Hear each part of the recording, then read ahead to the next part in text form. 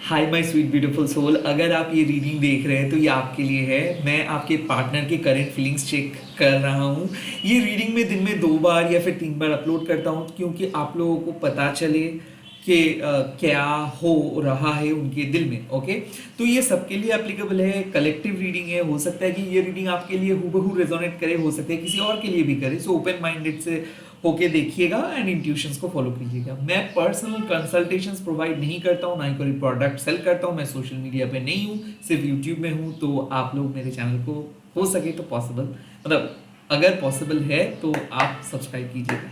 Let's see इस time पे आपके पर्सन की current energy, current feelings, thoughts क्या है, देख ले रहा हूँ। The ace of wands, I kind of feel कि एक नए पैशनेट फीलिंग्स है। Could be possible you are dealing with Aries, Leo, Sagittarius. देखिए एस ऑफ वॉन्ड्स मतलब क्या है कि पहली बार वो उनके दिल में कुछ एहसास हो रहा है। Could be possible someone from your past is trying to come back in your life. कोई पास्ट ऐसे है जो आपके बारे में हमेशा सोच रहे हैं, जो आपको कनेक्ट करने की कोशिश करे, जो आपसे कॉल एक्सपेक्ट कर रहे हैं। मुझे क्यों ऐसा लग रहा है कि कुछ क्रश ऐसे है जो भाव ज्यादा खा रहे थे। लाइक उनको ऐसा लग रहा था कि आप ही उनके लिए काम आसान कर देंगे, बट लिटरली आप उनको जवाब नहीं दे रहे हो, या फिर आप अपने बिहेवियरल पैटर्न में कुछ चेंजेस लेकर आए हो और इसीलिए वो बहुत ज्यादा क्यूरियस है। सो मुझे क्यों ऐसा लग रहा है कि आपको लेके आपके क्रश क्यूरियस है एंड आपको लेके आपके जो प्रेजेंट पार्टनर है वो और ज्यादा पैशनेट सोच रहे हैं। एंड डेफिनेटली मुझे ऐसा क्यों लग रहा है कि आपके साथ किसी की एक ऐसे बॉन्डिंग है जो बहुत ही पैशनेट कनेक्शन है, यानी कि सेक्सुअली, इमोशनली, स्पिरिचुअली आप कनेक्टेड हो और वो चाहते हैं आपके साथ एक न्यू बिगिनिंग। खास करके अगर आप एक नो कॉन्टैक्ट सिचुएशंस पे हो तो ये पर्सन आपके साथ एक न्यू बिगिनिंग चाहते हैं। एस ऑफ वॉन्ड्स होने के नाते मुझे क्यों ऐसा फील हो रहा है कि आपके मैजिक वर्क कर रहा है, बिकॉज आप दिल से चाहते हो कि ये पर्सन आपके लिए स्टेप ले, ये पर्सन एक्शंस ले, ये पर्सन कुछ कहे। बट इधर ये पर्सन एक बेसिकली एक गेमर है। लाइक ऐसा मुझे लग रहा है कि ये आपको चेज करवा रहे थे या फिर ये आपको मैनिपुलेट कर रहे थे। लाइक ये खुद से कुछ बात नहीं कह रहे थे, बट ये ऐसा सिचुएशंस क्रिएट कर रहे थे या फिर आपको ऐसे सिचुएशंस में लेकर आ रहे थे जहां पे आपके मन में कुछ फीलिंग्स जनरेट हो जाए। मुझे क्यों ऐसा लग रहा है कि ये बहुत ज़्यादा फ्लर्ट करते हैं, ये बहुत ज़्यादा गिफ्ट्स पे बिलीव करते हैं, ये हाई एम्बिशियस है, ये अपने लाइफ को बहुत डायनेमिक तरीके से लीड करते हैं और ये थोड़ा बहुत शो ऑफ भी करते हैं। But when it comes to the genuine connections, तो मुझे क्यों ऐसा फील हो रहा है कि ये कनेक्शंस बहुत जेन्युइन है। बट इस पर्सन का प्रॉब्लम ये है कि ये बहुत ज़्यादा स्पेस लेते हैं। तो ये जब बात नहीं करते तो किसी के साथ बात नहीं करते, बट जब बात करते हो तो काइंड ऑफ 10-15 कॉल ये करते हैं। तो काइंड ऑफ ये एक ऐसे पैटर्न है, लाइक आप नोटिस किए होंगे कि जब आप दोनों का बात होता है तो बहुत ज़्यादा बात होता है, बहुत हार्ट टू हार्ट कम्युनिकेशंस होता है, बट जब नहीं होता है तो एकदम ही खत्म हो जाता है। ओके, तो कोई एरीज, लियो, सेजिटेरियस के साथ अगर आप डील कर रहे हो तो ये कनेक्शंस उसको सिंपल उसका है। तो सेकेंड मैसेज मुझे मिल रहा है द 4 ऑफ कप्स। कहीं ना कहीं मुझे ऐसा क्यों लग रहा है कि वो आपको मिस कर रहे हैं। Okay, the 4 of cups means कि उनके मन में कुछ दर्द है आपको लेकर, गिल्ट है, लाइक वो अभी भी स्टक है। लाइक ऐसा मुझे लग रहा है कि आपने उनको किसी ऐसे बात बोल दिए है जिसको लेकर वो अभी भी अड़े हैं। The 4 of cups also means कि आपके मैसेजेस का वो रिप्लाई नहीं दे रहा है बिकॉज ये खुद ही डिप्रेस्ड है। तो काफी डिप्रेसिंग सा एनर्जी। मुझे क्यों ऐसा लग रहा है कि इनके घर में कुछ ऐसा ड्रामा क्रिएट कर रहे हैं इनके फैमिली मेंबर्स, या फिर इनके लाइफ में कुछ ऐसे ट्रेजिडी हो रहा है, या फिर इनके साथ कुछ बुरा हुआ है या फिर हो रहा है जिसके कारण ये काइंड ऑफ ये खुल के जी नहीं पा रहे हैं। मुझे ऐसा क्यों लग रहा है कि ये पर्सन आपको याद करते हुए रो रहे हैं, या फिर ये पर्सन बहुत नेगेटिव फील कर रहे हैं, इनको वो कॉन्फिडेंस नहीं महसूस हो रहा है। और जब भी काइंड ऑफ मुझे ऐसा लग रहा है कि ये पर्सन आपका पास्ट पर्सन हो सकता है, प्रेजेंट पर्सन हो सकता है, क्योंकि जब भी इनका याद आ रहा है आपको तब ये रो रहे हैं और ये अपनी फीलिंग्स को सप्रेस कर रहे हैं।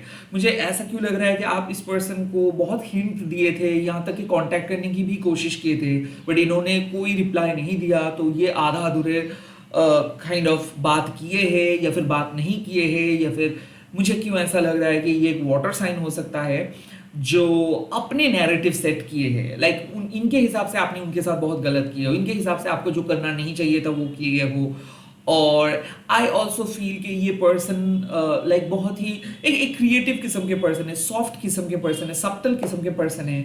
और कहीं ना कहीं मुझे ऐसा लग रहा है कि इनका पास बहुत बुरा है, और हो सकता है कि ये डिवोर्स पर्सन है, हो सकता है कि इनके इनके घर में भी इनको बहुत बुरी तरीके से ट्रीट किया जा सकता है, और इसी के कारण इनके लाइफ में कोई खुशी ये महसूस नहीं कर रहे। ये आपके साथ बिताया हुआ पल को याद करके जीते हैं और वो खुश भी रहते हैं। मुझे ऐसा क्यों लग रहा है कि ये कनेक्शंस नो कांटेक्ट में है और वो कुछ बोल नहीं रहे हैं, बट वो आपको मिस कर रहे हैं।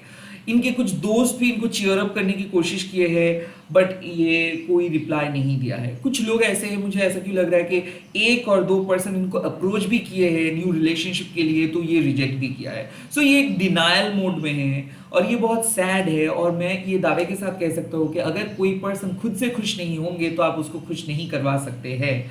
सो मुझे क्यों ऐसा फील हो रहा है कि एक बिटर स्वीट मोमेंट चल रहा है। प्यार तो ये करते हैं, न्यू बिगिनिंग तो चाहते हैं, बट कहते कुछ नहीं है, कुछ एक्शंस नहीं लेते हैं। कई कबार मुझे ऐसा क्यों फील हो रहा है कि ये कनेक्शंस होते होते नहीं हो रहा है। लाइक आपके पर्सन बहुत ज़्यादा सेंटिमेंटल है, सेंसिटिव है, और कई कबार तो ये ज़्यादा ओवर सेंसिटिव भी है। ओके, सो काइंड ऑफ छोटे मोटे बात को लेके ये बहुत ज़्यादा सोचते हैं, ओवर थिंकर है, और कहीं ना कहीं ये पास्ट आना चाहते हैं बट नहीं आ पा रहे। ये बार बार सोच रहे हैं कि इनको मैसेज करना चाहिए या फिर इनको मूव ऑन करना चाहिए, या फिर आपके साथ इनको बात नहीं करना चाहिए या फिर करना चाहिए। बार बार ये सोच रहे हैं। किसी के साथ ये सलाह भी लिए हैं। मुझे ऐसा लग रहा है कि कोई थेरेपिस्ट के पास ये गए हैं या फिर कोई एस्ट्रोलॉजर के पास ये गए हैं, बिकॉज ये पर्सन बहुत ज़्यादा कंफ्यूज्ड है आपको लेकर। ये आपको एक्सेप्ट करना चाहिए या नहीं करना चाहिए ये तय नहीं कर पा रहे हैं। They are very much confused about you, खास करके अगर आप एक नो कॉन्टैक्ट में हो तो। ओके,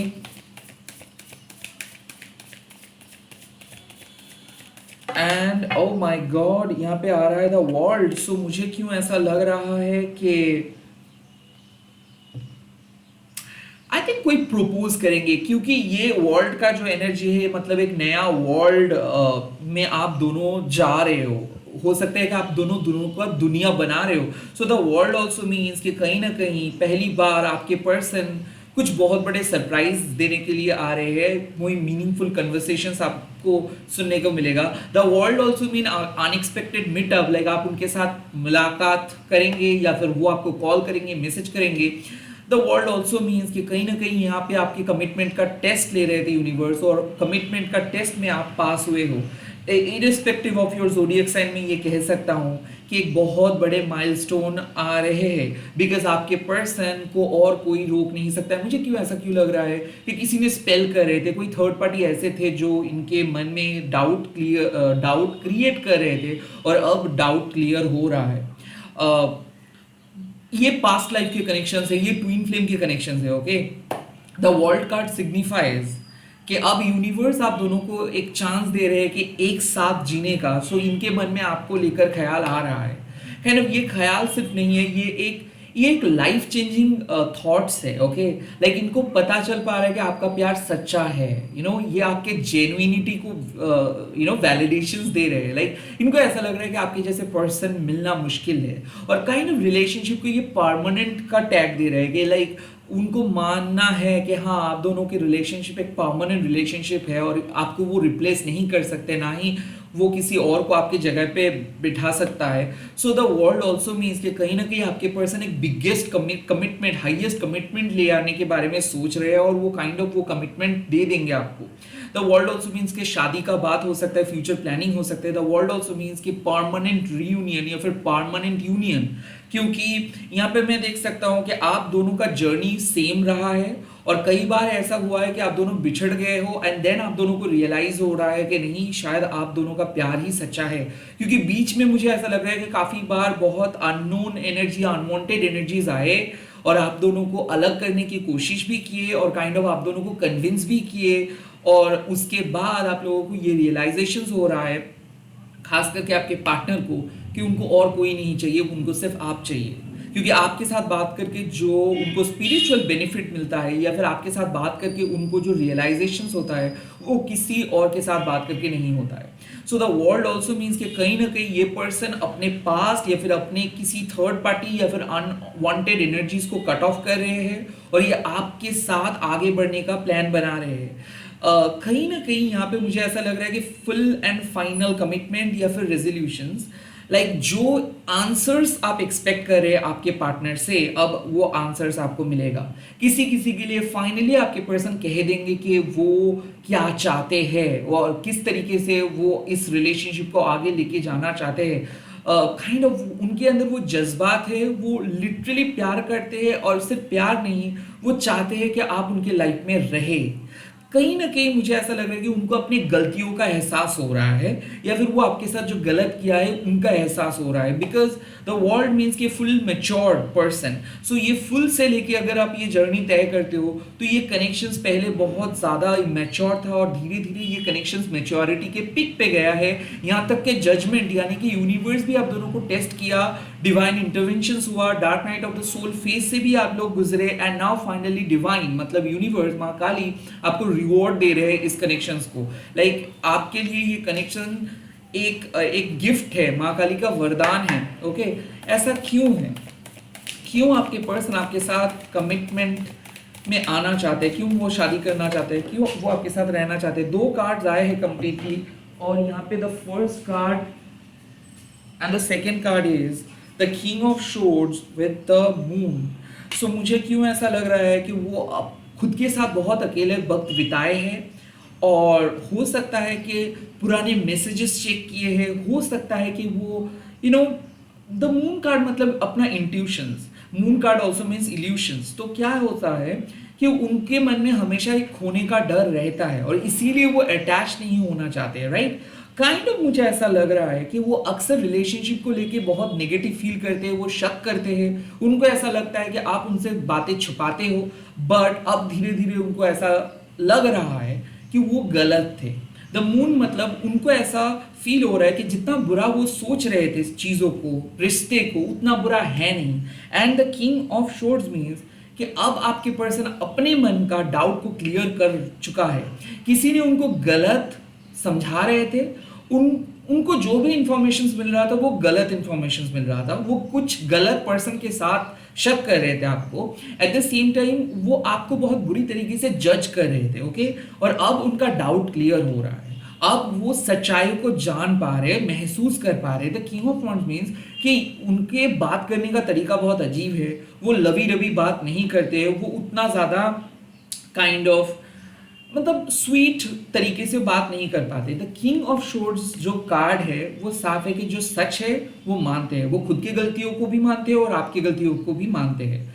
किंग ऑफ शोर्ड्स होने के नाते ये पर्सन एक लॉजिकल पर्सन है, ये ऑनेस्ट पर्सन है, ये कभी भी किसी गलतियों का साथ नहीं देते और गलतफहमियों का साथ नहीं देते। तो इनके मन में कुछ गलतफहमियां था, बिकॉज इनके पास्ट बहुत बुरा था, तो इसीलिए ये अक्सर आपको अपने पास्ट के साथ कंपेयर करते थे, या फिर ये बहुत ज़्यादा ड्रामेटिक हो जाते थे, ओवर क्रिटिकल हो जाते थे, और छोटे मोटे चीज़ को ओवर थिंकिंग करके वो एक नैरेटिव सेट करते थे, और उनके हिसाब से वो नैरेटिव ही सही था। सामने वाले पर्सन को वो मानते ही नहीं था, आपका बात को वो मानते ही नहीं थे। अब वो आपकी बात को मानने लगे हैं और वो आपको विश्वास कर रहे हैं। एंड द मून कार्ड होने के नाते उनको पता चल रहा है कि ये उनका भ्रम था, कुछ मिसअंडरस्टैंडिंग्स जो वो सच मान रहे थे वो गलत था, उनको वो नहीं करनी चाहिए था, और इसीलिए वो आपके साथ आके कुछ कन्फेस करेंगे, डाउट क्लियर करेंगे, एंड इसीलिए नो कांटेक्ट खत्म हो रहा है। बिकॉज जिस बेसिक पे वो बहुत ज़्यादा दूर चले गए थे आपसे,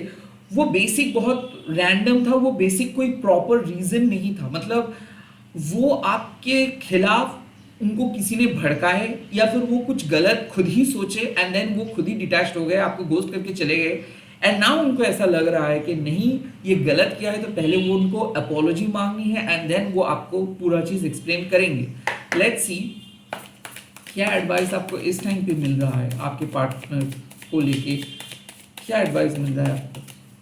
The first advice you have got, oh, the toxic person. So मुझे क्यों ऐसा फील हो रहा है कि देखिए ये पर्सन थोड़ा बहुत सेल्फिश है, और कहीं ना कहीं मुझे ऐसा लग रहा है कि ये पर्सन बहुत टॉक्सिक था। लाइक ये एक्सपेक्ट करते हैं बहुत ज़्यादा बट प्रोवाइड करते हैं बहुत कम। ये पर्सन को तभी याद आता है जब इनको पर्सनल प्रॉब्लम्स ये खुद फेस करते। So toxicity was there in their mind. Okay, मुझे ऐसा क्यों लग रहा है कि एक टॉक्सिक फैमिली बैकग्राउंड से वो आते हैं और ये कनेक्शंस को वो टॉक्सिक बनाते हैं। तो आई ऑल्सो फील कि इस कनेक्शंस में कुछ हिडन इश्यूज है। इधर ये कनेक्शन एक सीक्रेट कनेक्शन है, या फिर ये कनेक्शन एक्स्ट्रा मैरिटल है, या फिर सेम जेंडर का है। ये कनेक्शंस एक्सेप्टेड नहीं है। ओके, और जहां पे एक्सेप्टेंस नहीं होता है ना, वहां पे मैनिपुलेशंस बहुत अच्छे तरीके से काम करता है।